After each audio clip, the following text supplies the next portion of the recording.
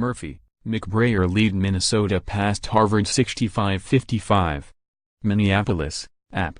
Jordan Murphy scored 13 points and grabbed 12 rebounds, posting his national best 15th double-double to pace Minnesota during a grind-it-out 65-55 victory over Harvard on Saturday. Dupree McBrayer returned from a 2-game absence to a lower left leg injury with a team-leading 15 points on 3 for 6 shooting from three-point range, a big boost for the Gophers' backcourt with senior point guard Nate Mason sitting out to protect the sprained left ankle. Freshman Isaiah Washington started in Mason's place and grabbed a game-high 13 rebounds to help soften the blow of a 4 for 17 shooting performance from the field. Corey Johnson led the Crimson with 12 points, going 4 for 10 from three-point range. The rest of his teammates were 3 for 22 behind the arc. Amir Coffey, who had 12 points and 5 assists for the Gophers, 12-3, started the second half with a corner three-pointer to push their lead back to double digits. The Crimson, 5-8, didn't fade despite their perimeter shooting persistence, finally attempting their first free throw with 12:11 remaining in the game. Chris Lewis, who added 10 points, converted a reverse layup before a three-pointer by Johnson brought the Crimson within 45-42 and brought the bench players jumping to their feet to cheer. McBrayer coolly sank a three-pointer at the 8-minute mark on the other end, though, and the Gophers muscled their way to an important victory in their final non-conference game of the season. Williams Arena at tip-off was -7 degrees, and the jump shooting by both teams was just about as cold at the beginning of the game. The Gophers bricked 9 of their first 11 attempts from the floor, until a steal by McBrayer sent him on a one-man fast break for a one-handed dunk to cut the Crimson's lead to 9-7.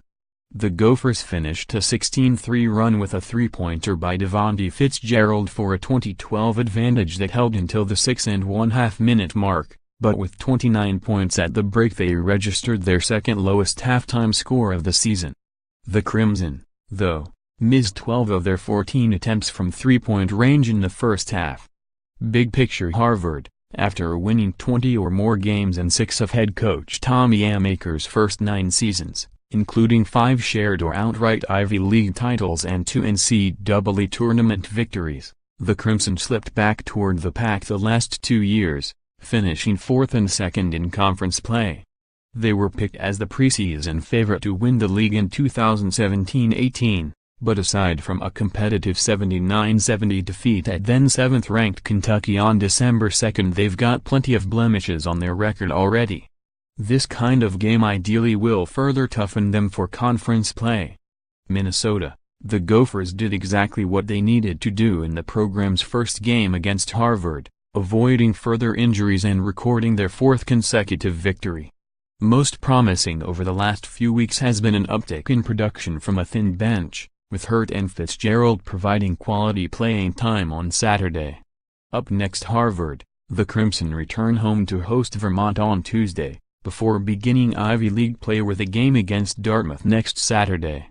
Minnesota, the Gophers resume Big Ten action next week with consecutive home games against Illinois on Wednesday and Indiana on Saturday. For more app college basketball coverage, http://www.collegebasketball.app.org and http://www.twitter.com/app_top25.